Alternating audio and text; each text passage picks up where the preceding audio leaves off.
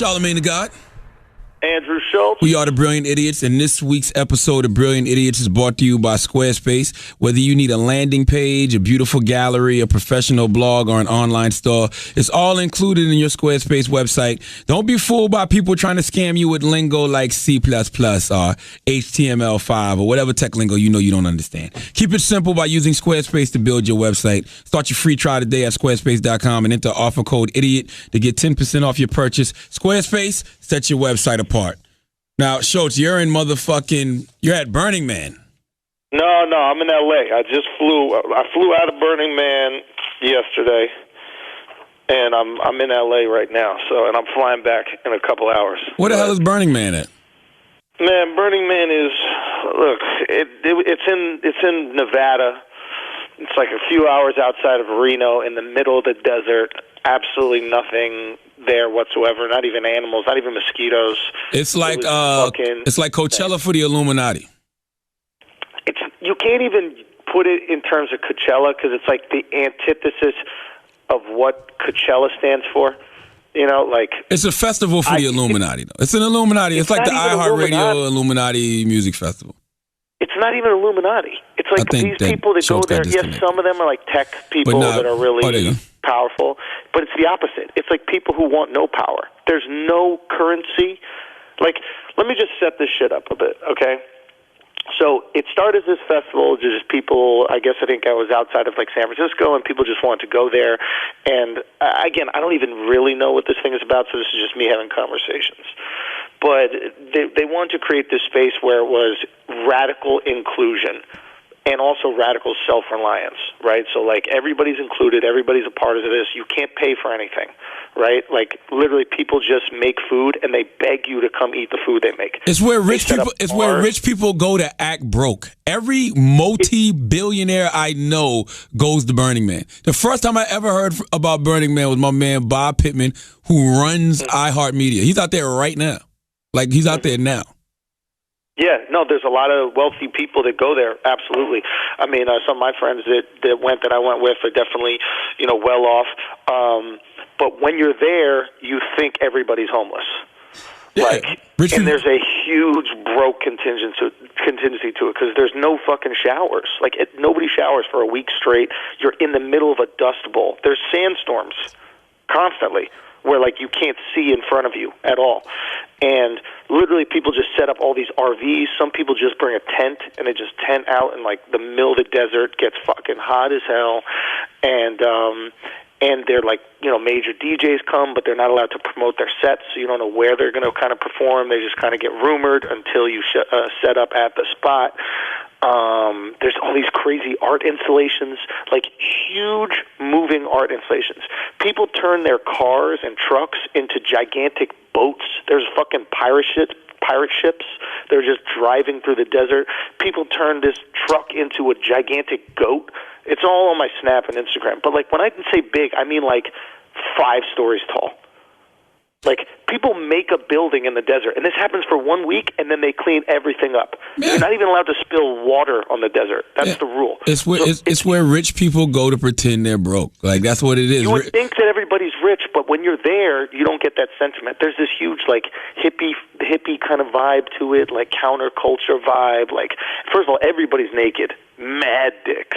I saw mad dicks. I mean, damn, you couldn't lead with pussy. You couldn't lead with pussy after everybody's mad naked. It's like, the thing about pussy is, like, I'm almost more used to seeing that because sometimes you see titties on the beach and that kind of stuff like that. But, like, the amount of dicks I saw was shocking, and yeah, it was definitely shocking. And it's always a skinny ass little dude with the biggest fucking dick, and just acting like he doesn't have a huge dick. There was a guy just walking around like talk. Dick segment. It was insane. It looked like a pint glass. By the way, walking around. That's how I would act if I had a big dick too. I'd act like, what's wrong with y'all? You never seen a big dick before? What's up with you guys? Yeah. But, dude, it was in fucking. Dude, we got to go next year. I mean this. It's like absolutely not. I'm the most cynical dude when it comes to these kind of things. Like, I walk into every environment like everybody here is bullshitting. You're fake. You don't really care. And there is that contingency there. But I did also feel like there was this organic kind of feeling of, hey, let's for 1 week get along. For 1 week, if everybody's high on Molly, we can get along. Maybe not after that. But for 7 days, if everybody's high on Molly, we can all get along. We don't need money, and we all can help each other out. Yeah, we can do that in Miami or L.A. or on a nice island like the Bahamas. You don't have to go in the middle of the goddamn desert. Can you, though? Because in L.A. or anything like that, the second you try to get into a club, they're like, well, how many girls you got with you? But see, that's the thing, though. You pick like a nice... You pick like a nice little retreat where everybody can just hang out and you do the same thing. I'm just not beat on the desert, bro. People have been inviting me to Burning Man for at least the past 3-4 years. Once they say desert and porta potties, I'm like, no way. Just Exactly. Yeah. That's what keeps out the assholes. No, it's a lot of assholes in porta potties. Most people won't do that shit. Do you see what I'm saying? Most people won't put up with that stuff. And if you're not willing to give a little, then you can't get.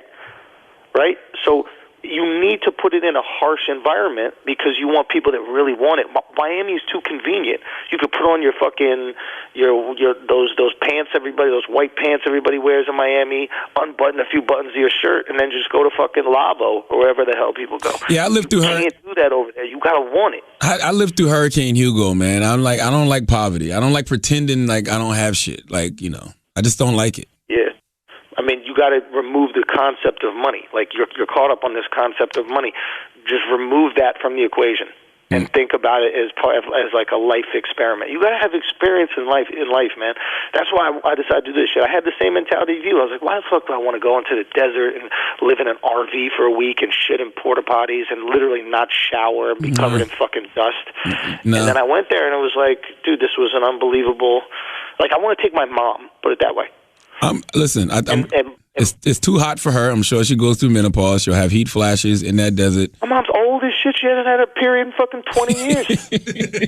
Talking about hot flashes. Her pussy is ready for the desert. I like a spirit. Don't get me wrong. I love a nice spiritual retreat. I love a spiritual retreat where you don't use your phones and nothing and you just get in touch with nature and all that. But the desert, nah, I'm cool on that. I'm cool on the desert. See, the beautiful thing about this is, instead of getting in touch with nature and like unplugging from humanity, you plug into humanity.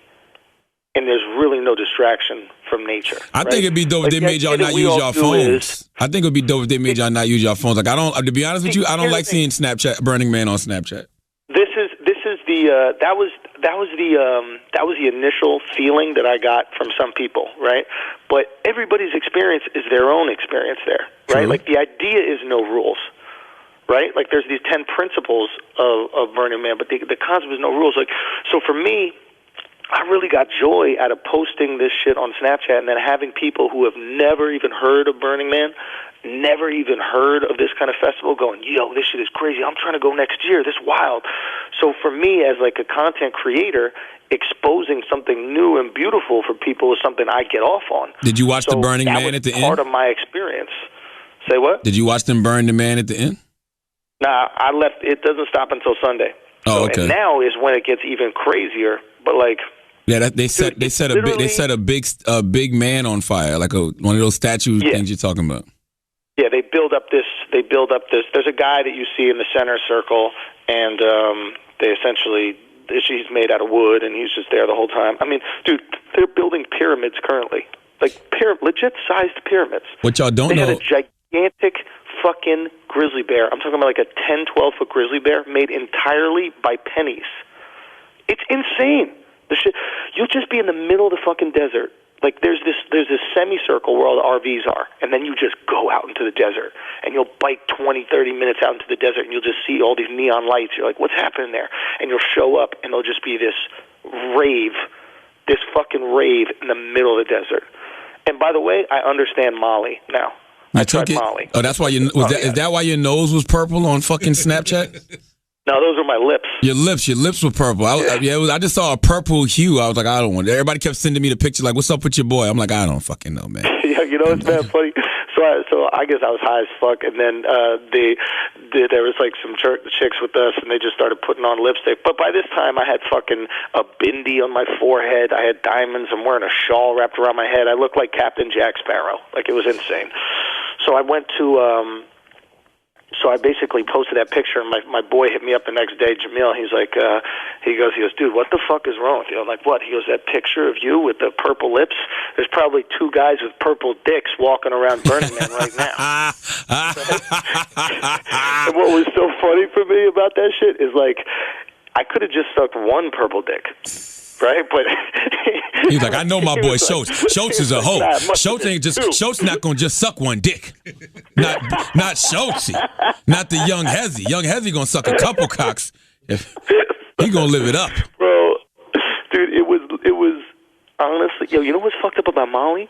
You know what's fucked up about Molly? I'm gonna tell you what's fucked up about Molly. You're too old to be experimenting with drugs, Schultz. You're fucking 30 plus years old. Like, come on. Like, why are you experimenting with drugs at 30 plus years old? I know. I figured I can't really experiment much later in my life. So, and I also believe in experimenting later because I already got my shit together. It's not like drugs were a distraction to stop me from, getting somewhere in my life and like getting on a path. Yeah, but a lot of people have gotten veered off that path by already getting some money and then start fucking with it, and then everything goes crashing down. You're right. I'll be honest. Molly's not really for me in that like. Here's the thing about Molly. It's the first drug that I did where I was in control. And I don't really like that about drugs. Like, I like when you drink and you just get loose. You're like, you get out of your head. Or you smoke weed and it's just like, oh, this is kind of wild. Like, I'm just going to melt into the fucking couch. What do you mean, Molly, like you knew you were in control? Like you knew whose dick you were sucking? Like, what do you mean? Yeah, I knew. I found the purple dick. Okay. I sucked it. Okay. You know what I'm saying? No.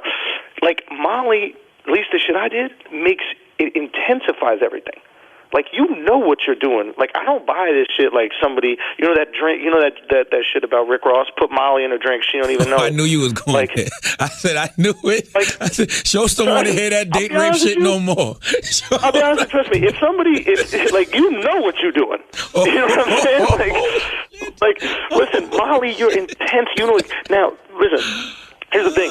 All I'm saying is, like, the drink part of put Molly in your drink is more dangerous than the Molly part, because the drink part makes you go, oh shit, I don't know what's going on, I could pass out, I could do whatever. The Molly part makes you highly focused, and that's how these motherfuckers are always just staring at the DJ, like the DJ is some like light source, like they're mosquitoes and they're drawn to it, is because you just get hyper focused on whatever it is you're thinking about. So if you heard if you heard one of your boys was on Molly and he ended up getting fucked by another guy, and then he tried to be like, I was on Molly, I didn't know what was going on, you'd be like, get the fuck out of here. All right, so here's the shit about that, right? so that was my concern.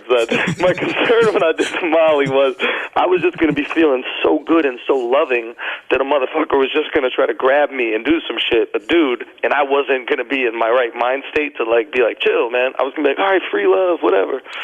So we're at this fucking rave that has like a little bar on the side of it in the middle of the desert, and there's this wheel you got to spin to get drinks, right? And whatever it lands on, you got to do the thing, right? So I spin it, and it lands on Kiss Your Neighbor. Okay. And there's no. This girl spins it, and it lands on Kiss Your Neighbor, right? So she looks at me, and then we just kiss, and then it's kind of funny. I go spin it next, and it lands on Kiss Your Neighbor, right? The only person that's there with me is this dude. Okay, I don't know if you've seen The Get Down, but this is exactly what happened to Jaden Smith and Troy in the Get Down. I haven't seen The Get Down. They was on ecstasy or some shit, and something very similar happened just like this. What happened? All I know is now we know how you got purple lips. What was his name, Schultz? No, dude, it was just me and him, and the dude looked at me like he was like, oh, it would be so crazy if we did this shit. Like, that'd be so funny. And I looked at him, I was like, nope, not happening. This drink is not that worth it, bro. We need to get some currency out here. Fuck this free shit. I want to pay $8 for my Bud Light and keep it moving. Why you ain't getting no free love, man? Fuck that free love shit. I reached my limit. Listen, at least hit him with the heather. You should have leaned in for the kiss and then moved your head out the way. Jesus fucking Christ, man. I think you kissed him. I'm going to be honest with you. I think you kissed him. Nah, I hit him off with a little something on the cheek. I gave him a little cheek. Excuse me? Say what? I kissed him on the cheek. Okay. All right. You know what I'm saying? Come on, bro. It's free love. All right. Well, anyway. Hold on. Let me pay some bills and then we're going to come back. Hold on. Is that time right, Chris? What? That time. We've been talking for 24 minutes? Nah. Oh, it's not right? It started early. So what time did we start? Oh. Salute to Paige in here. Paige is in here. Paige is so distraught from last week, bro. Because because Greg caught Paige with a camera angle. Because everybody kept leaving comments on Paige's Instagram like, you fat bitch, you obese bitch, you porky pig face bitch. Like, just what they say to you, come here, Paige, get on that mic. They was killing Paige last week. What they say, Paige? What else did they say? What else they say, Paige? Andrew, I am going to kill Greg when I see him. Why? Because I look obese legitimately in that camera angle, the way I'm sitting, and it's awful. And all of a sudden, I didn't even watch it, and I was getting all of these comments on my Instagram and in my DMs. It was like, Charlamagne should demand you be hot. What are you doing out here with like a Popeye's chin? Like all this crazy stuff. Listen, I thought she was exaggerating because then I showed him. I'm like, nah, that's just how they are. Then when I looked at the video, I go, whoa. It was so bad. Why would he do that to me?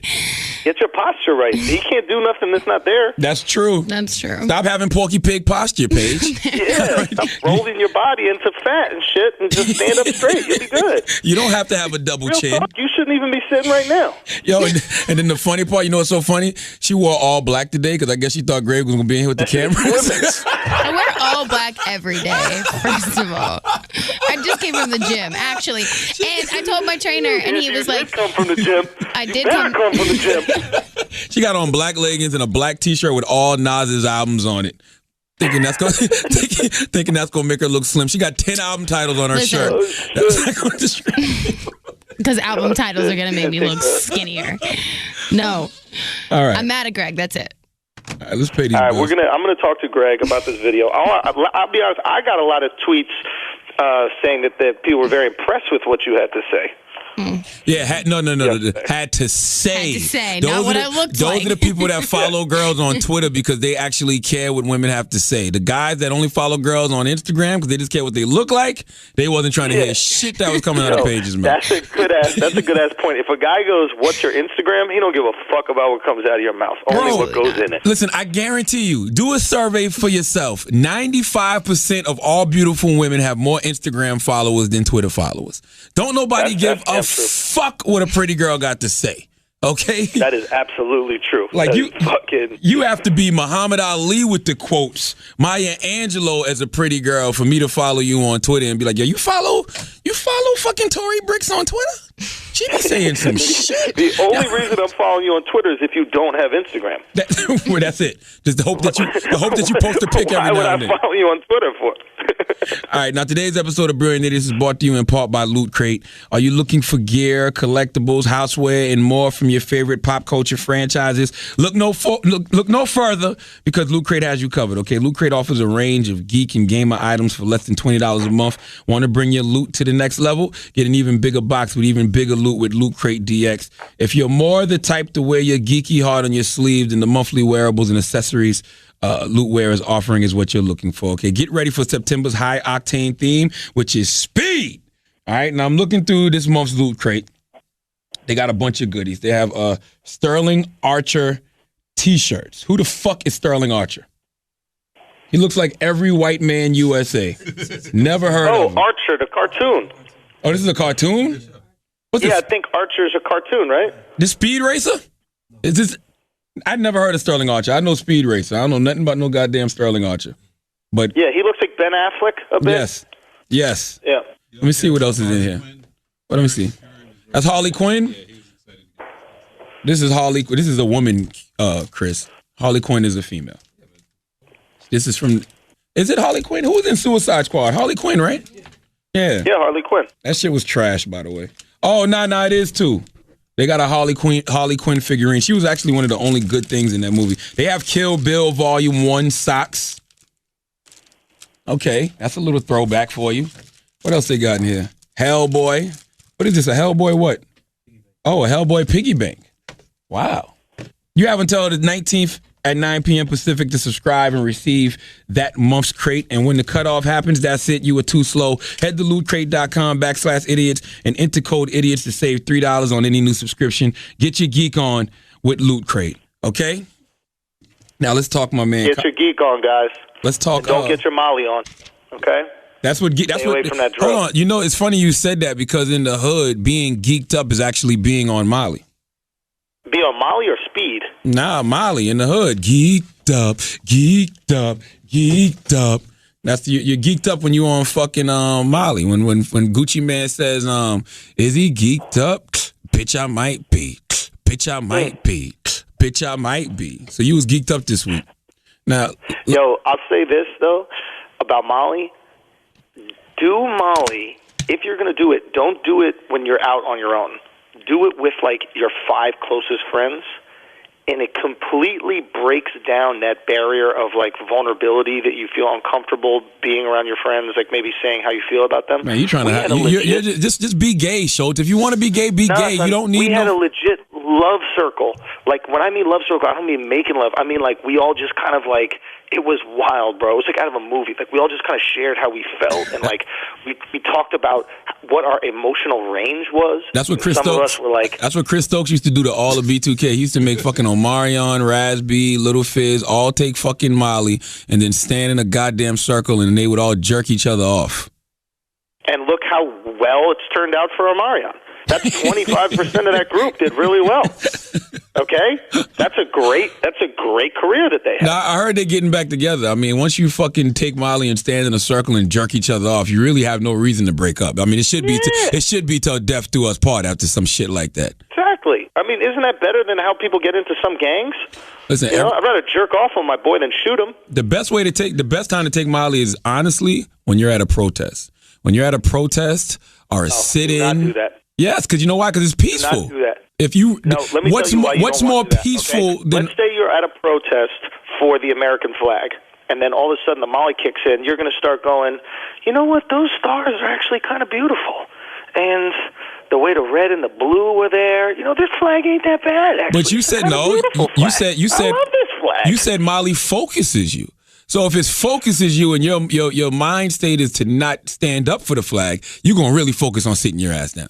You're gonna be like, I don't give a. What it does is it gives you more joy, and it opens up the love, right? And I know this sounds so fucking hippy dippy, and I'm not like this at all. But you literally are sitting there with your peoples, and you're going, you know what? Wow, like you got a lot of great qualities, and I just want to let you know that I appreciate those qualities about you. And you already appreciate these things in real life. You just feel this overwhelming sense of love. So you just go, I really want to share that. And the person that you say it to is like welcoming because they're also peeking off that shit. It is a wild drug, but I would recommend doing it amongst friends. Don't just go to the club alone doing that shit. That shit is weird. It's funny you said that about hippies. You know, most hippies would have been considered anti-American in this day and age because they were against shit like the Vietnam War and government and things like that. They would have been considered anti-American for just being loving human beings who did not want to see people being killed. Yeah, and that's why they were crucified by the government. Which is quite bullshit. But we was talking about Colin Kaepernick. I personally don't have any problems with what Colin Kaepernick did. I think that he has the right to protest. He's an American, and you know I got on Tommy Loren this week because Tommy, man. Wait, you went back on her show? I didn't even go back. She wanted me to come on yesterday, but I'm gonna be honest with you, I didn't even want to go on. I just gave her a donkey of the day this week, and the reason I gave her a donkey of the day is because that's the thing about a protest. Everybody's not going to agree with a protest. That's why it's called a protest. Protest, if you agree with what he did, then you're going to stand by him. If you don't agree with what he did, you're going to be upset about it, right? And if you don't like what he did, cool, fine. That's your opinion. That's the right. That's the freedom of speech. Like, you can say that. But Tommy jumps out the window and Tommy goes, how dare you, Colin, blame the white man for the problems of the black community? How dare you blame, the white man? Why don't you give your check back to your white owner that's paying you and the white fans that come see you? And that pissed me off so much because not once, if you listen to that 20 minutes of Colin talking, or if you read the transcript, not once did Colin Kaepernick say white people. Not once. He didn't even imply it. All he said was people. He said the system. He said the country. He said the government. He said police. I'm like, why are you trying to cause a racial divide when Colin Kaepernick's not even trying to do that? That's what bothered me about that whole situation, like more so than anything. If you're upset that he didn't stand for the flag, cool, I get it. But let's not make it a race issue when he specifically said he's going to stand with oppressed people, and he specifically said people of color are more targeted by police, are the most targeted people by police in this country, which we know is statistical facts. So why are you upset? Not once did he say white people. Not once. And Tommy had no rebuttal for that, by the way. Yeah, of course not. I think you're absolutely right. I think that, she got caught in her own prejudice. Yes. Sometimes when you see the world in a prejudiced manner, you'll project that onto what other people say. And, I think that people forget to realize that there are black cops that also might treat black people differently. Yes, that's what Colin said. Colin said police. He didn't say white police. He didn't say none of that. He said police. He said this. He said the flag stands for liberty and justice for all, and all is not experiencing that right now. I thought what he said was brilliant. I'm gonna be honest with you. For a football player, I'm old school. I'm old school, so I have a very stereotypical view of football players. Some of these motherfuckers is dumb as shit. Colin broke that shit down pretty eloquent to me, bro. Yeah, I mean, that's what happens when you don't play. You don't ruin your brain. So there's a direct correlation to him not getting 5 concussions last season and him being incredibly eloquent when they ask him about the importance of minorities in this country. You know what else I thought about, too, that I raised the question? By the logic that is being used with Colin Kaepernick, like people calling him anti-American and saying, like, if you don't like it here, leave. Isn't Donald Trump's Make America Great Again slogan the most unpatriotic slogan ever? Make America Great Again. Donald Trump saying that America's not great right now. The system is messed up. Nobody's telling Donald Trump and his supporters, well, leave if you don't like it. If you don't think America's great, leave. Yeah.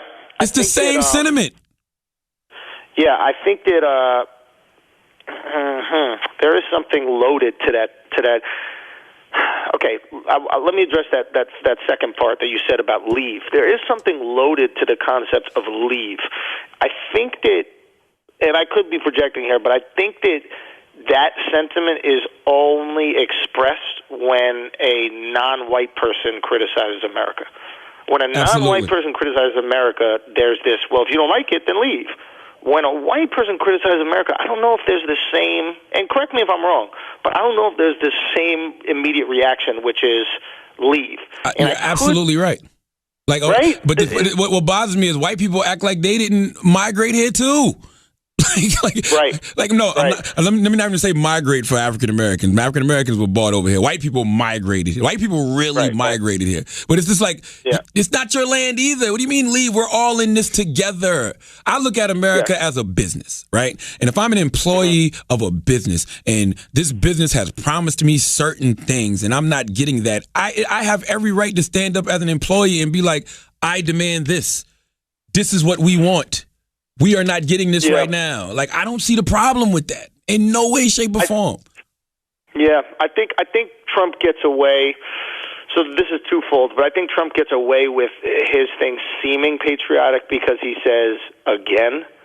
Like, he's like, let's make America great again. And then people start to go, oh, shit, like back in the day when it was great, et cetera. My issue with combining those two statements and comparing them like it's the same thing is that we were very critical and are very critical of Trump saying, make America great again, right? So I don't know if that same logic would apply to Colin, right? Because we agree with Colin. We agree with Colin's sentiment. We disagree with Trump's sentiment. Well, I think with Trump, right? So I don't know if you want to compare the two, since we agree with Colin and disagree with Trump. I don't know if you want to act like they're the same. Well, I think with Trump, people say, no, you want to make America white again. You know what I'm saying? Right. I think that's what we disagree with. I think just as Americans, we're sitting here like, well, what do you mean make America great again? Yeah, we got some things that we need to fix, but America's a great country overall. Yeah. Like what do you mean? You know what? You know what bothered me about this is that all these kind of like Trump supporters are anti, what Colin Kaepernick said. And a lot of people are anti-Colin Kaepernick said, but specifically the Trump supporters, right? The Trump supporters are the ones that are always coming out and saying, oh, my God, the world is so PC, right? Oh, my God, these social justice warriors are so annoying, right? They're the people that come out and say that shit. Now, Colin Kaepernick comes out and says and does something that is not PC and is not social justice warrior-y at all, and all of a sudden, all these Trump supporters start acting really PC and become social justice warriors, right? They're like, watch what you're saying. You're not allowed to say these things. Who are you to say that? So it's like, what are you? Do you support anti-PC culture? Do you support people's ability to say whatever they want? Or do you only support that when they agree with you? Of course, when it agrees with them. I'm gonna tell you what else bothers me too, man. We got to stop making rules on the fly, bro. Because when Colin Kaepernick did what he did, and everybody was like, he's anti-military, I literally thought he had said something about the military. Like, I thought he said something about the military.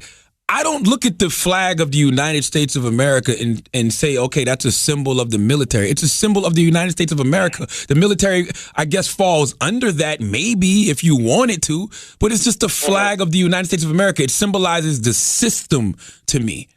So I didn't think he was disrespecting the military. I didn't think he was being not patriotic. I just thought he was being anti-prejudice, period. I mean, I would even go one step further and say that the military is the largest employer of African Americans in America.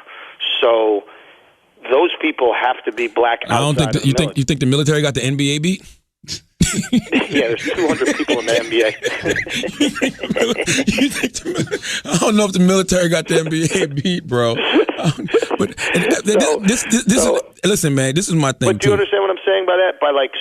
I think I think Colin touched on this when they asked him to clarify his actions, and I think he touched on it. He goes, those people are fighting for liberty and justice, and they're not receiving it at home. So I didn't interpret it as anti-military.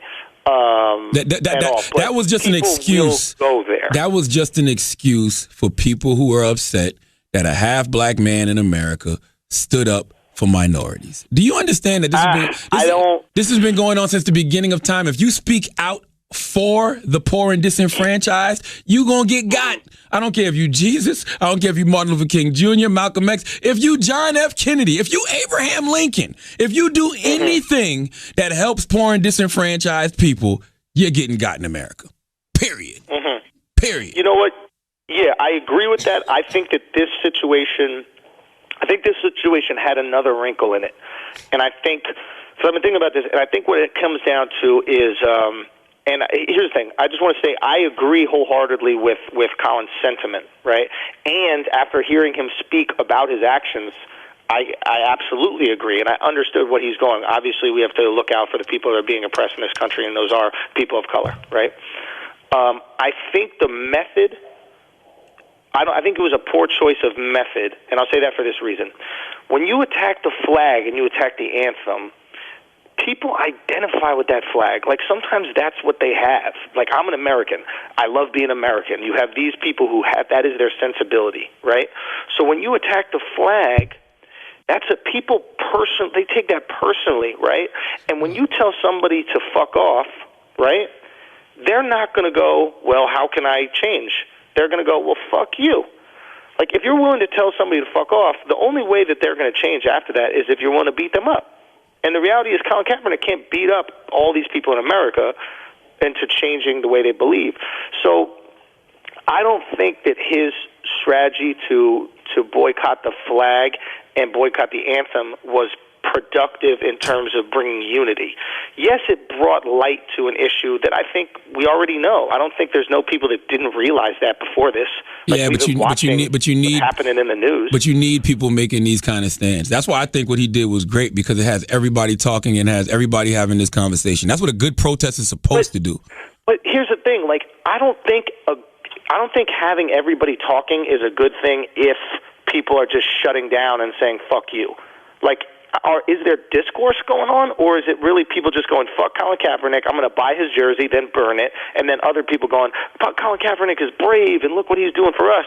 Like, yes, there's people talking, but they're not having a conversation. Nah, right? I think it's some great conversations being started because of this Colin Kaepernick situation. And the best conversation that I've seen, well, one of them, is I hate when people say Colin Kaepernick's making $19 million a year, or he's a privileged NFL player, he doesn't know what oppression is. Number one, Colin Kaepernick was talented. Okay, he probably still is. Right. He's had some injuries, but he was talented. He worked hard. He earned his position. He's getting paid because of his hard work, his talent, and a service he's providing for the 49ers. He's not getting charity, okay? He's getting fucking actually paid because of the work that he put in. That's number one. Number two for me is he's raising awareness to an issue, and he doesn't have to do it. Like, this is the worst possible thing for Colin Kaepernick to be doing right now. He's a player that hasn't been productive with the 49ers, and he's motherfucking coming out and bringing all of this negative attention, all of this negative light. This guy's getting death threats. He's bringing all of this shit on him, and he does not have to.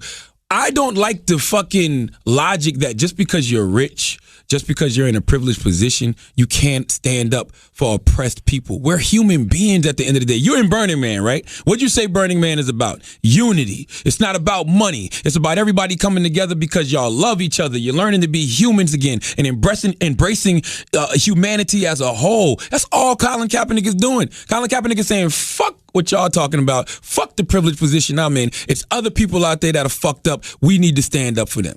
I think that's what human beings are supposed to do. I agree with you. I think that, like I said, I agree with the sentiment. I just feel like the way that he went about it is more divisive than unifying. And I don't agree with criticisms without offering another way of possibly going about something. And what I would say for Colin Kaepernick is use the flag, right? What do you mean? Think I would use the flag. I'd use the anthem. When he said in the thing, okay, for example, in my opinion, the flag and the anthem represent the Constitution, right, of America. They represent what America can be, right? They are the epitome of what we should live up to, right? If you want to relate it to religion, I would say they are the Bible. Not every Christian is a good Christian, but the Bible represents God's word, and that is perfect, you know? So that's the thing that we strive to be, right? I mean, throughout, American history, we've looked at this Constitution as a moral compass, right? Black people weren't allowed to vote, didn't have freedom. Yeah, let's be clear, Schultz. If you're white, because all of these things that you're talking about, the Constitution and the anthem, were written when black people were enslaved. We weren't even considered people in this country. It used to be a fucking line in the Constitution that said we were only 2/3 a human being. And it was it's a 3/5. I don't know, 3/5, 2/3, whatever. We wasn't whole. And then it was a verse in the national anthem that talks about slaves in a very negative light. Sure. That is all fact and undeniable. But what's also undeniable is the Constitution has been used to achieve freedoms for every group of oppressed people in America. And if your constitutional rights are being violated, shouldn't we stand up and demand that? That's my issue. That's my thing right there. Because when you think about it like this, right? If people of color in America, right, were actually given all the rights that they were promised by the Constitution, would there be any point of protesting? Absolutely not, because we'd be getting due process. That's the whole point of all of this. Like, we talk about racism, but the thing about racism, especially when it comes to unarmed black people getting killed in America, or people getting killed in America, period, by police officers, the Constitution is supposed to protect us from that. Exactly. But it's not so that's right my now. Point. Exactly. That's my point. So when by protesting, and let me just make this point to make it clear, right? The Constitution is true. And the flag and the anthem represent that Constitution to me, right? And if everybody was getting the rights that the Constitution promised them, there'd be no point to protest. So in my opinion, I go, why are you protesting the Constitution and the flag when those are the actual good things.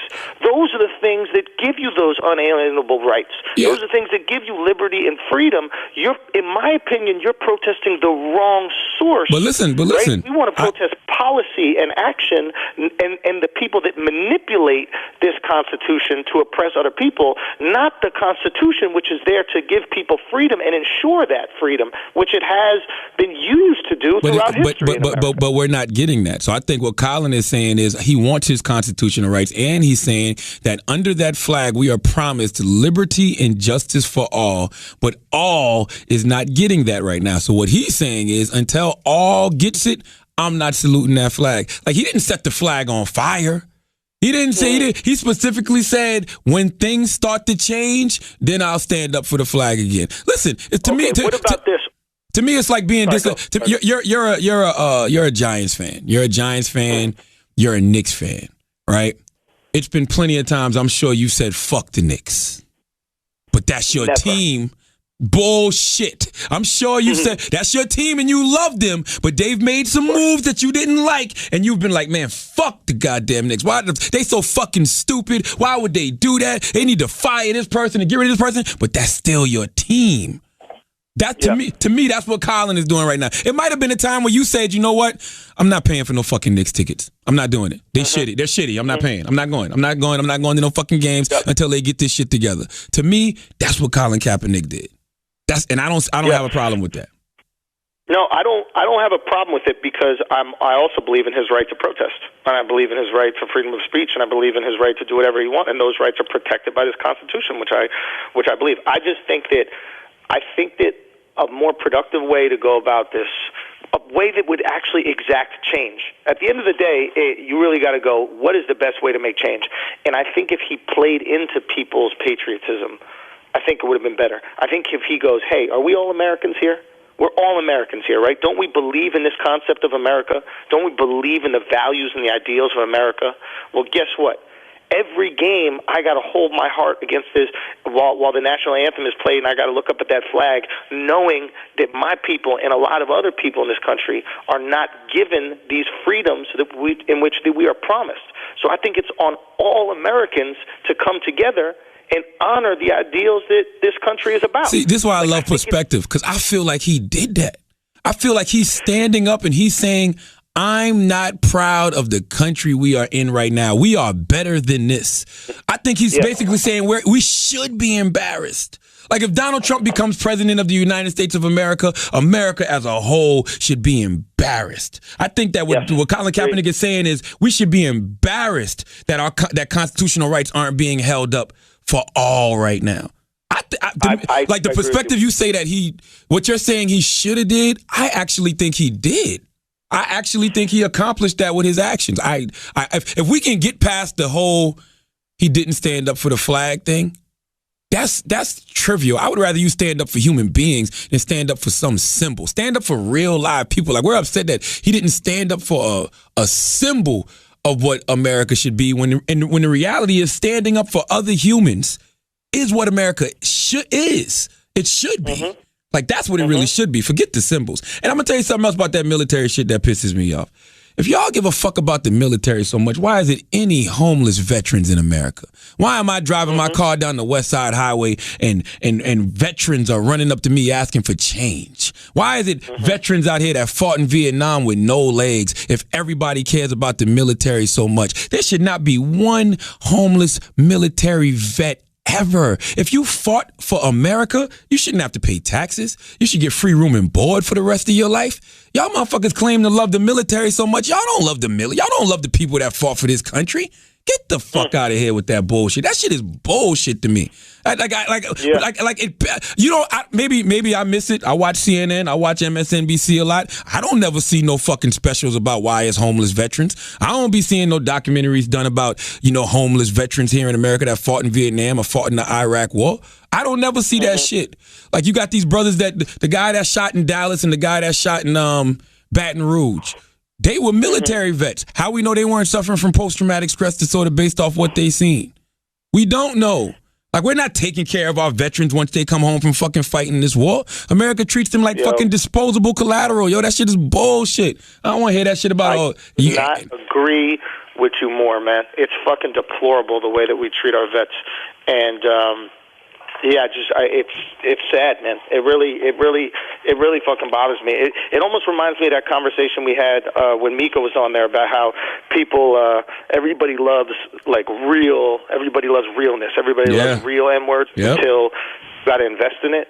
And it's like, everybody loves the military, and they say how proud they are about the military and all this other shit until they come home when they got one fucking leg and nothing, and they're not getting any health benefits and all this other stuff. So it's very easy to say you support something until you have to support it. Ooh. You know? Financially. It's very easy. Financially. Financially.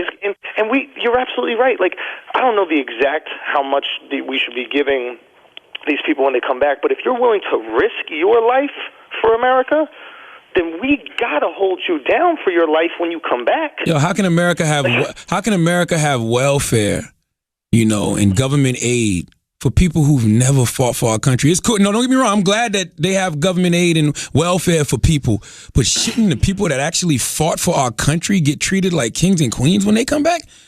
Absolutely. All I'm saying is free room and board. Don't have to pay no taxes. So if they ever do hit a wall where they're, fucked up and broke, at least they can still live. They ain't on the motherfucking street. And you know what? Begging for change. These people that are in the military, they don't want shit for free. They know what the value of hard work is. I mean, they worked hard and they're willing to put their fucking life on the line. But give them the ability to work. Yes. Okay, give them the opportunity to earn money. I don't think they should have to work. Give them the medical professionals that they need. I'm just saying, from my understanding of military personnel, my dad was in the Army. From what I know about these people in the military, they like working. They like contributing to society. They like being part of it. And I honestly don't think that they would like to just chill. I think they like feeling a part of this greater good. They like feeling a part of America, and that's part of their identity. So it's like, let's give them that opportunity.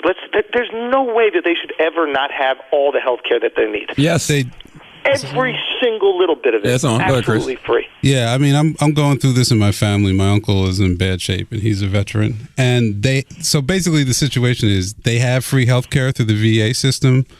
It's a mess. It's incredible. It's hard to get, right? No, you can get the care, but the problem is the level of the care is basically like similar to the worst hospital in the worst city in America. So you'll always get into a VA hospital. You'll always get VA care. It's just it's this huge governmental system that there's really not a whole lot of oversight on.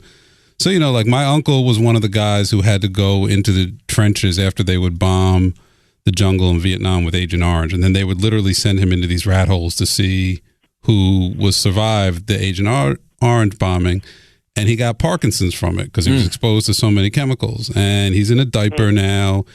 When we go to family functions, we literally, four people got to hold him up to pee. He pees all over. It's a fucking disaster, and he's in a VA hospital for like the last 10 years, and you'd be embarrassed if you go in there. They got him in a little it's basically a jail cell. He shares a room with another dude who lost his legs crashing like a scooter somewhere. So it's like two grown men in a jail cell. No one takes care of them all day. They just sit there. They watch these little TVs. So like technically, you do get the health care, but it's bullshit. And these are the people that fought for our country. It's depressing. They call Colin Kaepernick. They'll say Colin Kaepernick is anti-military. No, y'all motherfuckers is anti-military. Because if you treat our fucking veterans like shit, y'all are anti-military. Y'all don't say Colin doesn't give a fuck about the military. Y'all clearly, America shows improve through actions and deeds that we really don't give a fuck about the military. I can't tell who you think treats people worse, the NFL or the military when they done with you. Oof, wow. That shit is close, seriously, man. Who treats you worse when you're done? If you let's say you only have a 4-year career in the NFL, so you're not eligible for benefits and none of that shit. Yeah, wow. That is really close because the NFL does treat you like shit, but at the same time, OJ has a pension that he's living off of, and OJ played more. He played live off of that military pension. OJ played the allotted amount of time. I think it's like 5 years you got to play before you fucking get a pension in the NFL. But I'm gonna tell you the best hashtag. That Veterans for Kaepernick hashtag was so dope. And the reason it was so dope was because you had a bunch of military vets, and we don't think about this, but imagine if you're black, you're white, both of y'all went to fight in Vietnam together. Y'all watching each other back. You know what I'm saying? Y'all really are one. You think Burning Man brings people together. I'm pretty sure nothing brings people together like going to bomb a goddamn, family in Vietnam or family in Iraq. Like that brings people fucking close together. So you had all of these veterans, for Kaepernick saying, I didn't fight for this country in order for everybody not to be getting treated equally, in order for everybody not to be getting treated fairly. So they felt like they're like, yo, if that's the case, then we fought for nothing. I thought that shit was dope. I'm not even gonna lie to you. I thought it was great. I mean, it's beautiful, right? Because those people are willing to separate their personal opinions and American ideals, right? Yes. Like, ideals are more important than anything else. Because ideals are what allows us to have that freedom, right? Like right now, the whole idea is if you don't agree with me, you're a racist, or you don't agree with me, you're a sexist, or you don't agree with me, you're a piece of shit, etc. Once you can separate the idea of disagreement with the importance of having an ideal, then you're really thinking on a higher level. And those military people might disagree with Colin Kaepernick in terms of his opinion on America, but they don't disagree with his right to express it. Yeah, how about this?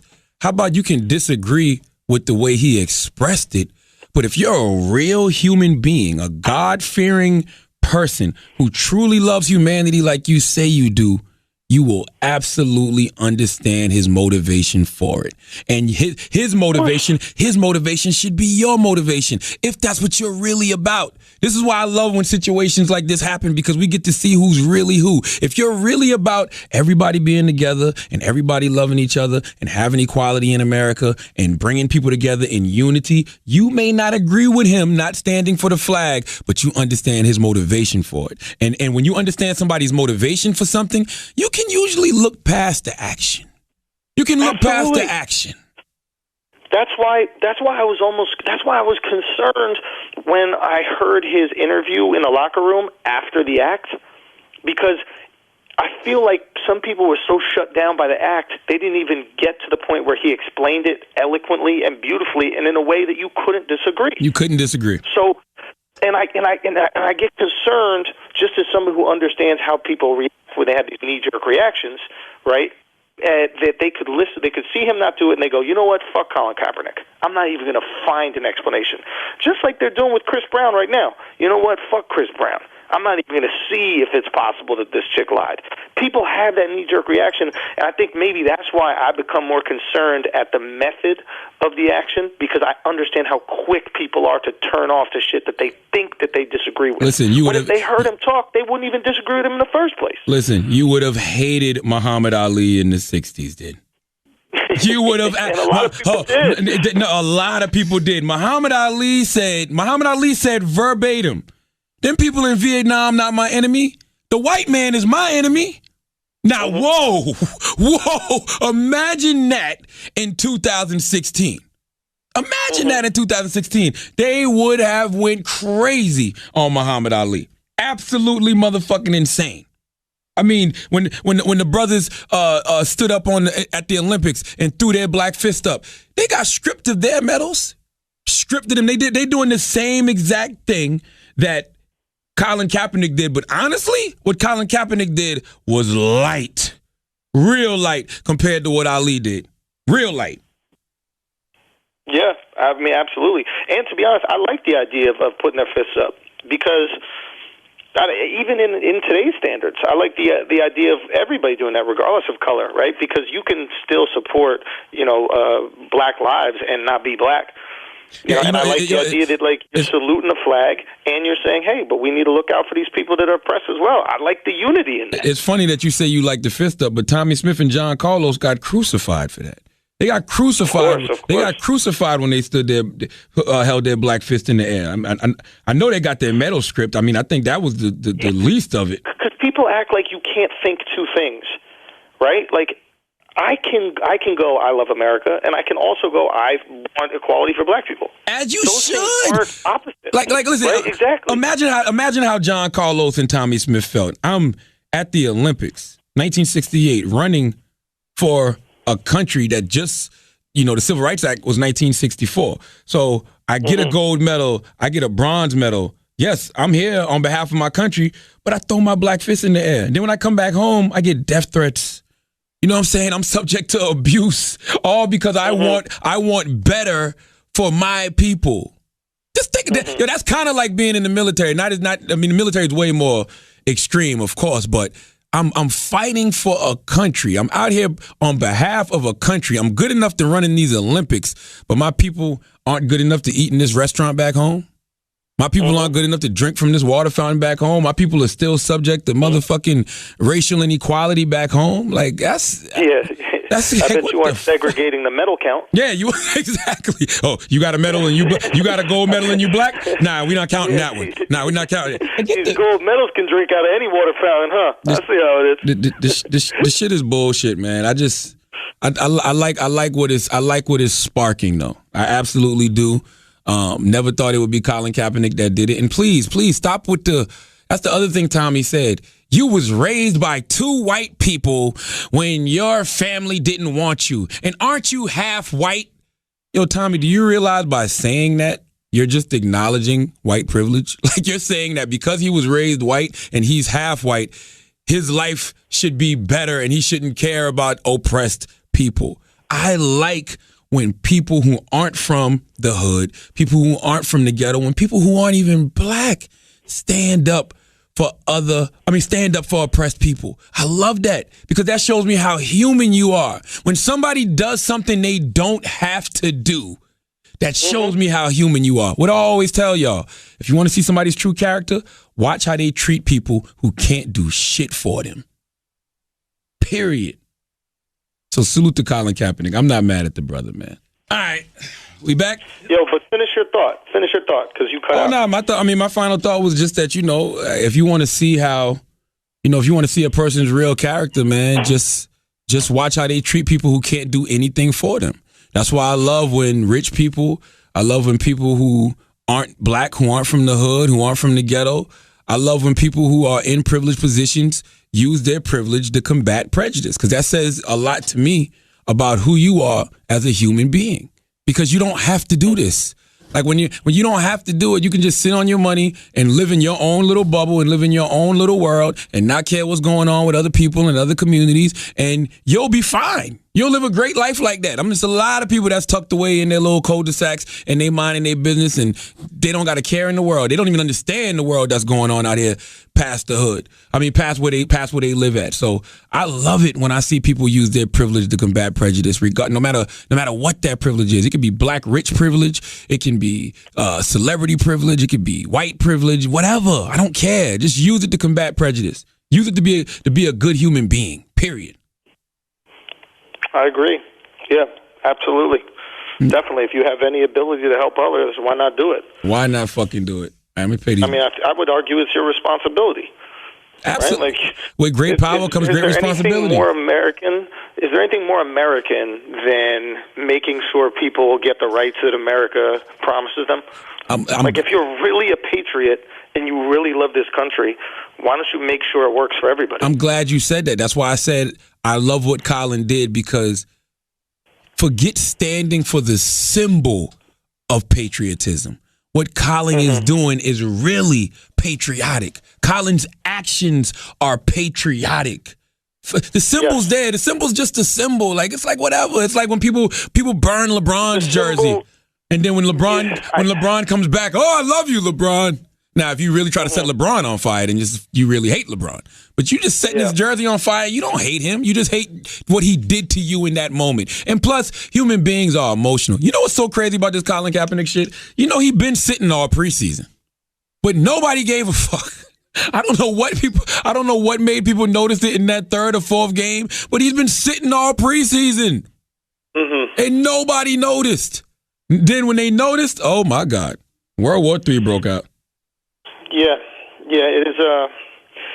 It is a funny thing, man. It's a funny thing how these things work. I understand how people react to things, and I think knowing how people are going to react is important when you plan any type of protest. And if there is anybody listening right now, and you felt offended by what he said, and you didn't even listen to him give like the post-game speech, just YouTube it and check out his explanation, and I think that you'll be much more understanding of his process. I wasn't understanding of it myself. I tweeted a bunch of things that I didn't really have the whole story, and then I watched that post-game speech, and it was like, okay, now I get it. I get your sentiment. I think that you actually understand what's going on here. It wasn't a knee-jerk reaction. Like, he wasn't just doing this shit for attention. It thought out. Yeah, it was very thought out. And that's what bothered me about what Tommy said, because I'm like, Tommy, there's no way you watched that 20-minute speech, and there's no way you read the transcript. Because for you to try to make this a race issue when when Colin Kaepernick didn't even make it a race issue, says more about you than it does Colin Kaepernick. Oh, absolutely. Absolutely. Come on, but we understand what's going on with that chick. I mean, she's just trying to get ratings, and she knows that she has to race bait in order to get the ratings. Race reach. Ain't gonna watch. We're not gonna we're not even gonna comment on it unless she race baits. So she's using racism. Those are the worst motherfuckers. Yeah, I call them race reachers. Those race reachers. They're reaching for race when race isn't even there. Exactly. And even when it is there, they use it. They're like, oh, shit, I could definitely use this to get some clicks. Oh, shit, I could definitely. And people do this with sexism. They do this with race. They do this with everything. It's like she could have given that same exact speech, removed race from the equation, but she knows that that's not going to get any clicks. She knows that that's not going to get any attention. So she purposely inserts race into the discussion just so she can benefit financially. To me, that shit is disgusting. Nah, that shit is disgusting. You're the worst. Yeah, anytime you're really the worst. Anytime you're preying off of people. Now, don't get me wrong. I don't mind using race for profit, but don't use racial tension. What do you mean? Like I'll give you a perfect example. Matter of fact, I'm going to pay these bills. We're going to get right back to it. Hold on. This week's episode of The Brilliant Idiots is brought to you by Squarespace. Everything you could ever need to get your website off the ground is included in your Squarespace website. It's easy to create and maintain. Squarespace even provides beautiful design templates with customizable settings to set your website apart from the rest. And from nationally recognized brands to your favorite local shops, Squarespace is trusted by hundreds of thousands of savvy shop owners around the world. Squarespace Commerce lets you expand your business online by giving you the tools to understand every aspect of your business. Remember, if you're trying to run a reputable business, you've got to have a .com, like theandrewschultz.com or seethegodworld.com or thebrilliantidiots.com. Just having a Twitter page or an Instagram is not enough, okay? You got to control your own platform. You've got to be able to build your own experience. Squarespace lets you do that. Best of all, Squarespace's customer care team is ready and willing 24/7 to tackle any problem you have. Every member of the customer care team is an experienced Squarespace user working in a Squarespace office, trained and waiting online to help you. Start your free trial today at squarespace.com. Enter offer code IDIOT to get 10% off your first purchase. That's squarespace.com, offer code IDIOT to save 10% on your first purchase. Squarespace sets your website apart. Now, what I mean when I say I don't mind people profiting off of race is I don't mind when you say to yourself, we need some diversity. Let's go make sure we find a nice white comedian, or like the VMAs. That's different. Yeah. The VMAs this year was popping because of black people. All right, I don't mind that. That's different. That's not using. That's all right. I don't like people. Yeah, I don't like people using racism. I don't like people using racial tension. I don't like people using racial divides or trying to create racial divides for profit. That shit is whack. Not only is it whack, it's dangerous. Because guess what? A lot of motherfuckers don't read. A lot of motherfuckers don't pay attention to things in context. So if you didn't see what Colin Kaepernick actually said and you heard Tommy on The Blaze, you'll be like, man, fuck Colin. The fuck does he? Oh, you know what I'm saying? That's fuck him. Talking about blaming white people for his problems and this and that. Like, it just causes a whole bunch of unnecessary conversations that we shouldn't be having. It causes a bunch of distractions that we shouldn't be having. Like, I've been past the flag. I feel like if you're talking about the flag and him not standing for the flag, you're just trying to avoid talking about the real issue. That's how I feel. Yeah, but at the same time, I think it's important to discuss. I think it's important to bring up how crucial and how important that flag is to people. The white people, Schultz. Because if we I'm gonna tell you why. That's not true. If we really no, Charlamagne, let me finish my point. Okay. Let me finish my point. there are people who identify with that flag, right? White, black, Puerto Rican, Filipino, it doesn't matter. But that flag is really important to them. And I'm concerned that they'll miss out on a very important message because they'll block information out that they don't want to hear. You know, this happens all the time. This is Twitter logic, right? Which is, oh, my God, this guy said something that I could disagree with. Well, I'm blocking him. I don't want to hear any more about this shit because I need to keep this myopic view of the world that I'm comfortable with. I think if we look at things, if we look at things through its historical context, if we look at things through historical context, we should be happy that any body that's not white stands and pledges allegiance to that flag. Because that flag and that Constitution, none of that was created with us in mind. Not even just us, women. Yeah, I was going to say women. Not even just women, too. Yeah, but listen, you have to understand that flag and that Constitution is the reason why women and black people have any rights at all. Nah, that's not true. Without that flag and that Constitution. Nah, that's not true, yes, it is true. Because the flag and the Constitution specifically are what is used to provide those rights. Civil Rights Act, civil rights. Liberty and justice for all. Listen, for all. Yeah, but when listen, you're not giving people those rights, then we can say, listen, you are breaking the Constitution by not giving those people those rights. Well, Schultz, the Constitution represents these ideals, and we owe it to Americans and people to make sure that they get what they are promised. If that was true, we can't criticize that. If that was true, we wouldn't need a Civil Rights Act of 1964. We wouldn't need whatever legislation is in place for women. Suffragette movement. Yeah. Hundreds of thousands of women had to protest, had to march, to vote for years, not because the Constitution gave it to them, because they took it. Yes, it's same thing with civil rights. Voting. Like we had to give them the right to do that. They took it. Nobody gave them the rights. That's the you mean like the Constitution? Shut up. No, I see what he's saying. I see what Schultz is saying. Schultz is saying you can't take shit. He's saying you understand how America works. You can't take shit. Schultz is sure you can. Vote in order for this kind of stuff. You don't take anything. Schultz is saying that the Constitution gives us the right to protest. But if the Constitution gave us all of these things that it said it gives us, we wouldn't have had to protest. We wouldn't have had to create. We wouldn't have to create new documents. We had to create new documents to get rights. Which is part of the Constitution. The Constitution is an ever-evolving, changing document. And it evolves due to conditions on the ground. It evolves because people force it to evolve. The Constitution is not some shit that was handed down from Mount Olympus by the gods. It's some shit that got drawn up in 17... Right. And when people protest, because we know it's something. Yeah. Hold on a second. That's why it's better than religion, because we know it's something that has to change and constantly be amended, which is part of the Constitution. Okay, but you can't deny that the ideals motivates and the rights people. Let me finish. You can't deny that the ideals and the rights that are in that Constitution and that are promised to people are used to give rights to the people who they are currently not getting them. To me, what I see that as human beings being the pieces of garbage that they are, finding ways to manipulate what is written in that Constitution to oppress people. Well, I think you have to. I think you have to question. The Constitution, it's a manipulation of those ideals. I think you have to question who originally fell under the umbrella of all. You guys do understand that at the beginning of American history, our forefathers were divided on the issue of slavery. Like, if you look into Alexander Hamilton's readings, he was not pro-slavery at all. I'm with you. I'm sure in human existence is always balanced. But I'm just saying, for that Constitution, who fell under the umbrella of all originally? White landowners, white male landowners. White males. Landowners. But you must understand that contextually there were people who disagree with that sentiment, and the fact that it was even put in there as all was meant to lead to a point in time where it would be reflective of all. Because if it was not put in there at all, if it was just put in as white males, then there would be no argument for the future. But it was put in as all so that in the future people could look at that and go, you know what? All is not being reflected here.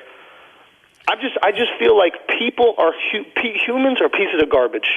We're fucking pieces of garbage, and we're going to do whatever we can to oppress each other, shit on each other, hurt each other whenever we can. Yeah, and that's why fighting back is always good. Whether you fight back through peaceful protest, whether you fight back through a sit-in, whether you fight back through war, whatever that fighting back is good, because that's the only way we're going to absolutely positively get true equality. Period. Agreed. And guess what? And guess what? And we never. And it's not just even just black people. We'll never have true equality in America all across the board. So it's going to be constant fights, always from various communities, from various people, because it's just going to never truly be equal. It's just not. Why? I don't know. Now, the one thing we could do as human beings, which we could personally change tomorrow, is just all treat each other equally. Forget any systemic institution, or just as a human being, treating another person the way you would want to be treated. That right there would change a whole lot of things, but that's just not going to happen. Yeah. That's just unrealistic. I mean, I don't even think that we're capable of. I don't even think we're capable of that. You know what I mean? I think that certain people get treated better just because you're excited. You know, somebody meets Charlemagne the God, and all of a sudden they're super excited. So they're going to treat you differently than they're going to treat somebody that's taking their order at McDonald's. So we're not going to treat all people equally, but we could hopefully treat people with dignity.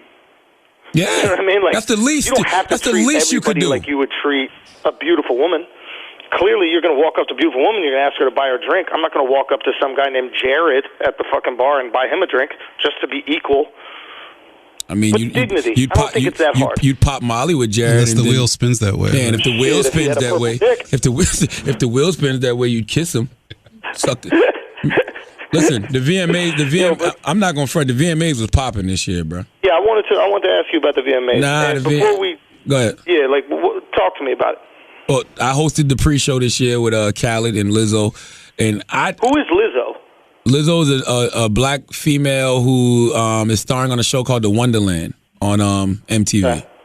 That's coming out, but I thought the VMAs was popping because for the first time, I think MTV finally grasped the concept that hip hop is pop culture, and you just can't escape it. Like, hip hop is the most popular culture of music. It's the most popular when it comes to dressing, when it comes to slang, when it comes to lingo, and it was just reflected all throughout the VMAs. I don't care if it's DJ Khaled and Charlemagne doing the pre-show, whether it was Britney Spears performing and bringing out G-Eazy, whether it was Ariana Grande bringing out Nicki Minaj. They had Future perform. Rihanna performed like 5 times. Drake came out and gave Rihanna the award. Beyonce. Like, that's all hip-hop, bro. Like, Mary J. Blige introduced Rihanna one time. Tracy Ellis Ross, that's Tracy from Girlfriends. Serena Williams introduced, I think Serena introduced Beyonce, if I'm not mistaken. But that's just all hip hop. Kim K is out there. She got Kanye on her arm. They let Kanye go up there and do whatever he wanted. He played a new Tiana Taylor video. Hip hop is pop culture. There's nothing anybody can do about it. We just all need to embrace it. It's not a black thing. It's not a white thing. It's not an Asian thing. It's just a culture. It's a thing, and it's beautiful to watch, man. And I feel like MTV really embraced that this year. So what happened with you and Ariana Grande on the carpet?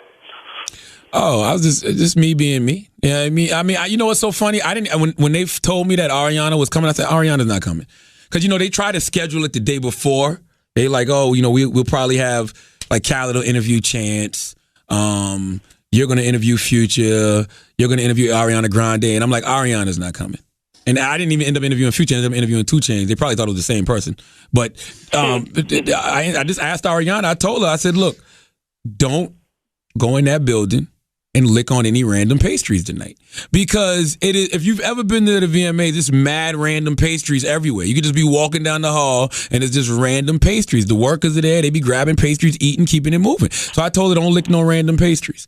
And then for whatever reason, that just became a thing. Like, I started trending. Is that a euphemism for sucking dick? No. Ariana Grande actually got caught on camera licking donuts. She was in a... What? You don't remember that from like a year ago?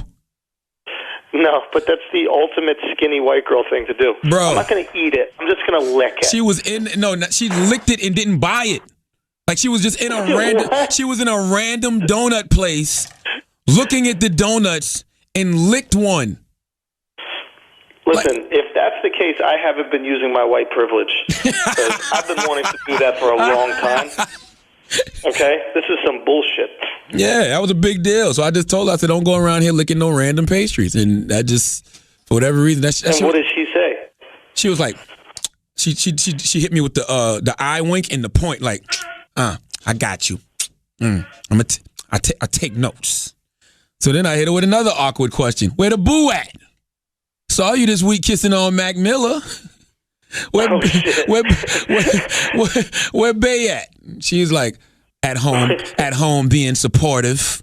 I can come out without him. So, but he was there though. Mac was there though. Mac was at the show. Before why did she say he was at home? I don't know why celebrities lie.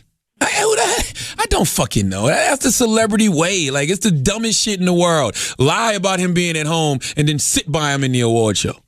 Like you're not on the pre-show and everybody just saw you say that he was at home, but then they flashed to you in the crowd during the Beyonce performance and it's you and Mac Miller sitting by each other. Like, come the fuck on. This is why you can't believe shit celebrities say. They're absolutely not. Used to lying, they'll just lie to your face. Bro, you can't believe shit nobody says no more. That's why I like what you said about the Chris Brown shit with the white woman. First of all, white women have had a terrible week, by the way. Let's be clear. I mean, it started with the Britney Spears VMA performance, and then it was fucking. What happened? Did it suck? All I know is I was getting tweets saying, "Why are you on stage with Britney?" Yeah, this is G-Eazy. Britney's terrible, man. Like, listen, man. White people got to stop trying to make this Britney Spears thing happen. Like, it's over. Like, you got to know when to hold them. You got to know when to fold them, bro. Like, we don't keep trying to push Ashanti out there on y'all. All right? Like, we don't. Like, it's a lot. Like, it's when one thing about black people, when we're done with our celebrities, we're done with them. Y'all done. We're done. We're done. We don't keep trying to push them out there on y'all. Y'all keep doing this to Britney, and I don't understand why. Like, she's done, bro. Like, she counts when she dances. Like, it's not even fluid. It's literally like you can see her 1, 2. It was this one time when she went under G-Eazy's legs, and it looked like an old lady trying to crawl through a space to get out because, it was a fire, so she's trying to be under the smoke. Like, that's how she looked. And I'm like, yo, this is bad. And Britney Spears. It looked like the life support commercial? It looked like the fucking life support commercial, bro. Like, yo, I understand Britney had a mental breakdown and she came back from that. That can be it. Like, you don't got to keep putting her out on stage, and she does a song every year with whoever the new white rap sensation is. Last year it was Iggy Azalea. This year it's G-Eazy. Next year it'll probably be Machine Gun Kelly if he pops off. Like, what the fuck, yo? Like, it's done. Britney's done, bro. It's over. Please stop. Man, but she knows her fan base. 16-year-old girls, man. There's no way in hell. There's no way in hell Britney still has 16-year-old fans. I refuse to believe that. You don't think? Absolutely not. All Britney's fans are fucking late 30s, early 40s at this point. There's no way. You got to think the 16-year-olds like Ariana Grande now. The 16-year-olds like Rihanna. The 16-year-olds like fucking Beyonce. They like motherfucking Selena Gomez. Katy Perry. Britney Spears. All right, fair enough. Okay, next question. And this is only what I'm seeing on Twitter and stuff like that. What did you say to Kanye when you were sitting next to him? Oh, no, I wasn't even sitting next to him. You know what happened? Kanye, he came to, I was like a few rows back. So he came to holler at me. And it was just interesting because it was timing, because I was sitting by Nessa. And Nessa went to go speak to him. And I was like, Nessa was like, you want to go talk to him? I'm like, nah. I mean, I was like, I just didn't. Like, you know who I was excited about seeing? And who I actually went up to speak to? The Gandhi of our time, Jaden Smith. I like Jaden Smith, man. I think Jaden Smith is so fucking interesting, bro. Like, I like him on the get down, but I like the little random shit he used to tweet. But if it's one person in this world who is not in a box in any way, shape, or form, is Jaden motherfucking Smith. And he's not trying too hard. It's not like he's, it don't seem like he's reaching for attention. Like, I just look at his energy. That's who he is. He's got a brightness about him that I respect. And I hope my kids have that same brightness. But me and Kanye was just chopping it up. Like, he was just telling me he was happy to see me there. Because, like, the VMAs embraced hip-hop for the pop culture phenomenon that it is now. And that's kind of what we were discussing. And then we started talking about Tiana Taylor. And he brought up the fact that when he did the Breakfast Club last year, I asked him why he don't support Tiana Taylor more. I'm like, why you don't support Tiana Taylor more? She's a superstar. And he was like, he was like, yo, that's my people are hitting me now, like, yo, that you said you was going to do this during the Breakfast Club interview. Now you finally doing it. Because he said, when I asked him that, he was like, I need to start doing more videos with her. I need to start standing by her more, doing more remixes with her. He said that. So it was good to see. It was just good to see. It was good to see that he's a man of his word. And it was just good to see all that blackness at the goddamn VMA. It was just good to see coolness. I'm not even going to say blackness, just coolness. Because G-Eazy's a cool motherfucker, bro. Yo, stop saying that shit. Bro. He is, man. Listen, stop saying that, okay? I'm the only white boy with that haircut that's cool. Hey, man. G-Eazy's a cool motherfucker. I don't know G-Eazy personally, never met him. I don't think I've ever met him.Maybe I did. But his demeanor, he's a cool motherfucker. He walked like a ball player, bro. I'm not going to front. Stop it. Paige, you fuck with G-Eazy? Right now. Paige fucks with G-Eazy? Stop this. I like G-Eazy, bro. You need to chill with it right now. But I'm sure he's a nice guy. I don't fucking know. You sound like you hating like a motherfucker, dog. Yeah, I am. I don't like how famous he's got. Okay? It was much better when people said that, he looked like me. It was that. I remember that. I look like him. I remember that. And, I'm taking it personally. You can get it back. If you get the one more level Schultz, then y'all will start looking like each other. All right? Yeah, listen, I don't want this each other. I want him looking like me again. Okay? I remember the guy dresses too well. All right? This guy's dress is fucking immaculate every single day. He got to have a stylist or some shit. Who has that much time to pick out clothing? Listen, he's a cool motherfucker, bro. I can't be mad at Jeezy. He's a cool motherfucker, man. And I'm on my I'm on my unity shit so heavy, but I'm on my unity shit amongst people because we really need that more than ever now. But I'm also on my honest shit. So if there is something that is not right amongst your community or it's injustice out there, you have every right to motherfucking speak on it. Every right. But and you know what's really bothering me about Colin Kaepernick? I don't see enough support for Colin. I don't see enough motherfuckers standing up, like saying, you know what, Colin's right. We need to do better as a motherfucking country. You know what's bothering me about Colin Kaepernick is this is the second football player that Nessa's vagina has ruined. Okay, all right. We're gonna. We have any more ads? We don't have no more ads, right? Okay, we're gonna end this on that. I love Nessa. That is my. Nessa might have some voodoo pussy. I love Nessa. That is my sister. I love her to death. We gotta talk to Nessa. We gotta get to the bottom of this. I love Nessa. What is it? What is it about Nessa and ball players? Nessa the second she gets with them, shit starts to go downhill. Nessa is gonna fuck you up when she sees you. I'm letting you know that right now. Nessa is not with the shits right now. I'm telling you that right. Nessa is not with the shits on any level. Nessa is waiting for a motherfucker to come in her room. I'm telling you that right now. Why? What's up? Tell me. Hey, man. I love Nessa. I love you, Nessa. You don't have no more ads, right? Anything else, Schultz? Let's talk about the Chris Brown thing real quick, and then we'll get out of here because I got to hop on a flight. All right. So basically, do you know about this situation? I just read up a little bit yesterday. I'm all over it. It's complete bullshit. It's a Ryan Lochte story all over again. In fact, I want to get Ryan Lochte and this girl that's lying on Chris Brown, and I got a good dramedy called White Lies. That would be absolutely amazing, starring those two. Like it's absolutely such bullshit. Like, but this goes back to what I keep telling you. Are you using race to gain profit? Is that what that title is? Yes. White Lies? Yes. Is that what you're doing? Are Absolutely. You pulling a Tommy Lauren? It's a dramedy. Is that what's going on over here? It's a dramedy though, so it's going to be funny. Okay. It's a dramedy. It's a drama comedy. So can you break it down for people who don't know the whole story? Chris Brown got arrested because a young white girl was at his house, and the young white girl said that Chris Brown pulled a gun on her and told her to get the fuck out. That is what happened in a nutshell. Now, as Chris Brown was sitting in his mansion and the police raided his motherfucking house with the goddamn SWAT team and waited for him to come outside, in the few hours where this happened, this young lady made her way to TMZ to do an interview. This motherfucker Chris Brown is still in his house, hasn't been arrested yet, and she's already in full hair and makeup after allegedly being a damsel in distress, getting her life threatened, and she's doing a full-on interview. I just know it's complete bullshit. I just know it. Now we come to find out that this girl is a fucking scam artist who has a warrant in New York because she snatched somebody's purse. Who the fuck snatches purses? That is such a low-level, scummy fucking crime. And it was a Louis Vuitton purse with a Michael Kors wallet in it and $200. This dirty heifer drops the Louis Vuitton and keeps the Michael Kors wallet. Dominican women don't even do that. And Dominican women love Michael Kors. Okay? I'm disgusted by this whole situation. The moral of the story is this bitch is lying. Okay? And it's funny how in 24 hours after the fact, all this new information is coming out about her. She lied about being a motherfucking beauty queen.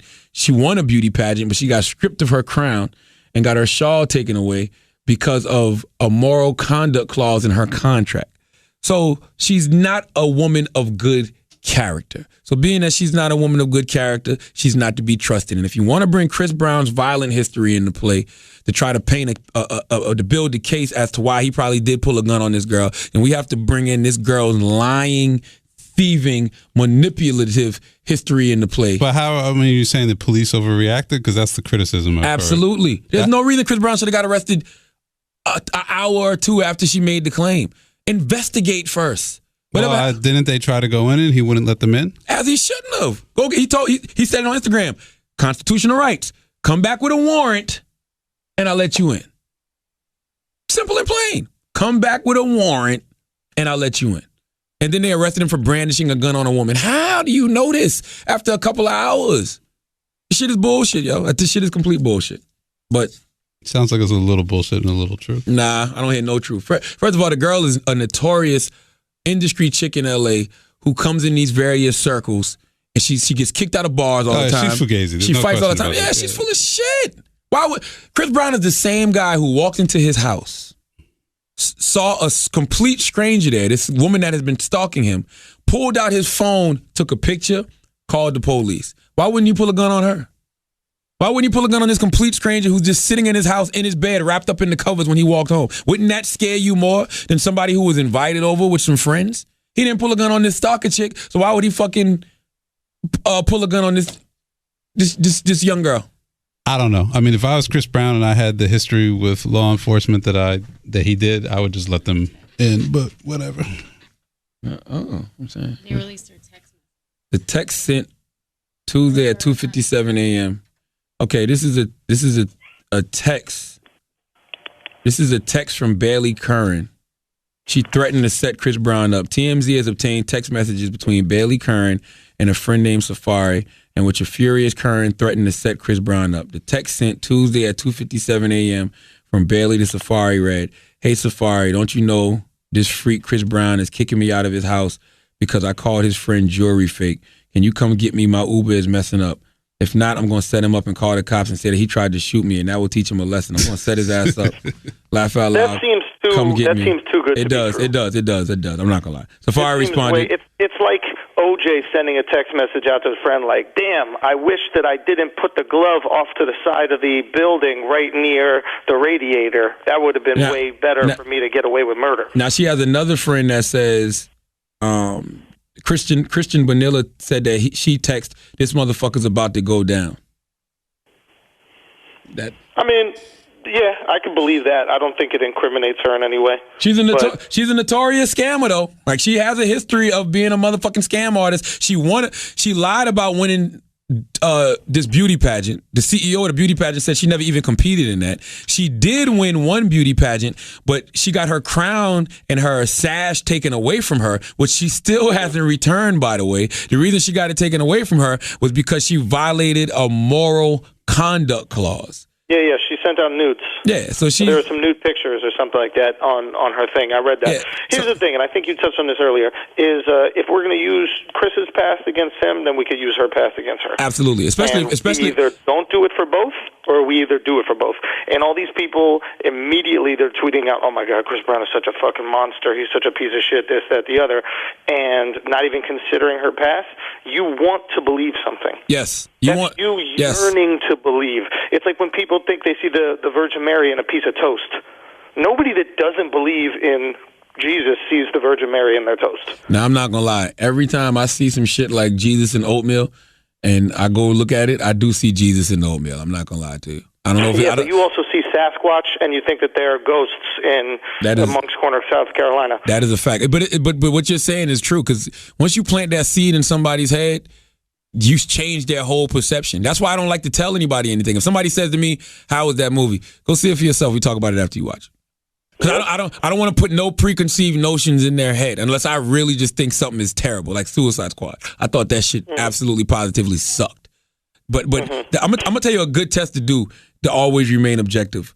If it's something you want to partake in as far as content, go on Twitter and watch what people say about it, and then tell yourself, I'm going in here with a blank slate, no preconceived notions.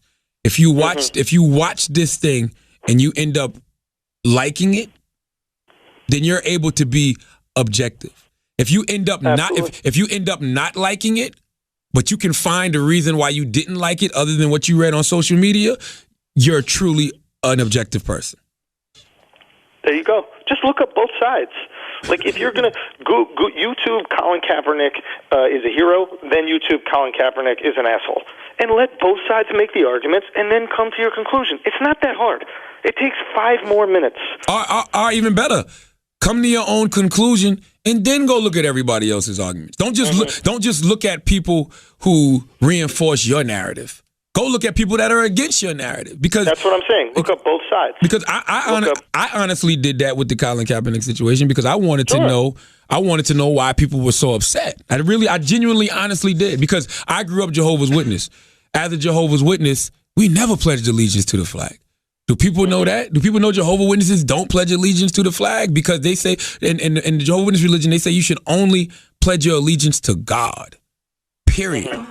I grew up my whole life standing for the flag, but they tell you, do not put your hand across your chest. Do not repeat the Pledge of Allegiance. So I wanted to know why was everybody so upset? Because nobody ever gets upset at Jehovah's Witnesses. Nobody calls Jehovah's Witnesses unpatriotic. Nobody calls Jehovah's Witnesses un-American. Isn't that what happened with your father? You think God's really going to be jealous of the national anthem? I mean, no. But I mean, I guess that goes back to the Bible too. Have some more confidence in God. But I guess that goes back to the Bible, where the Bible says you should not worship anything other than God. Like the Bible, like in the Bible, they say, you know how people used to pray to like golden calves and shit like that. Yeah. Like it's the same. I mean, there was many gods, and but that's all just insecurity, right? That's like human beings going, oh shit, we need to protect our religion in case some new hot shit comes around. It's like when AT&T makes you sign a 2-year contract when you get a new phone. They're like, we're going to give you this phone for free, but you got to lock it in for 3 years. That's the same shit. It's like, why don't you just have confidence you're giving me the best service? Hey man, I don't fucking know. That's a good point, but I grew up Jehovah's Witness. Like I don't know. So I said the flag don't mean as much to me as it does to other people. Like I got a fucking American flag phone case. Why? Because I like the fucking phone case. You know what I'm saying? Like, you know what I just realized about this Chris Brown shit. You know how technology has exposed that police treat black people differently than they treat everybody else? Yeah. Maybe technology has also exposed that women treat celebrity men differently than everybody else. And maybe this technology is allowing us to see, oh shit, maybe celebrity men are the victims in these situations. That's real. Maybe women are trying to set them up. And now that we have text message proof, now that we have recorded video showing women beating themselves up and then going and saying that their husband did it, now that we have all this proof of what's going on, we realize, oh shit, celeb men can be victims. No, that's real. Because if that was a possibility, if that was anybody else and it went down the way I think it went down, Chris Brown, either saw this girl trying to steal or she was just some chick he knew that wasn't of good character, so he told her, get the fuck out. If he wasn't Chris Brown, she'd have just got the fuck out. She'd have just got the fuck out. Ryan Seacrest? Get the fuck out of here. Oh, no. First of all, if it was Ryan Seacrest, we'd be like, why is there a girl there? No, exactly. Oh, I know why he kicked her out. Her vagina. I'm telling you right now. If it was Ryan Seacrest, I'm not going nowhere. I need to get this money. I'm gonna punch myself in the eye, and I'm like, motherfucking Ryan just hit me. I'm going to get that bread, shorty. Like, what? If you're lucky enough to ever get into Ryan Seacrest's mansion, I'm sure. All right, his mansion. You let him leave all that nut inside you. You what? Shit. I don't give a. What the fuck are you talking about? What? Ryan Seacrest? Let me tell you something. If I got to spin a wheel and kiss my neighbor and it's Ryan Seacrest, fuck her up. If Ryan Seacrest ever, I'm telling you this, if Ryan Seacrest ever pulls a gun on you, run into the gun. Like, get up and headbutt the gun your goddamn self. Like, run towards the gun, headbutt it, fall out, do what you got to do, because you're going to become rich overnight. All right? Let's be clear about that. Man. All right. As always, if you listen to this motherfucking podcast, you think we're smart, you think we're intelligent, you think we're brilliant, you're absolutely right. If you listen to this motherfucking podcast and you think we're just a couple idiots who don't know shit, you're right, too. It's the Brilliant Idiots Podcast. Thank you for listening. Peace, guys. All right, peace.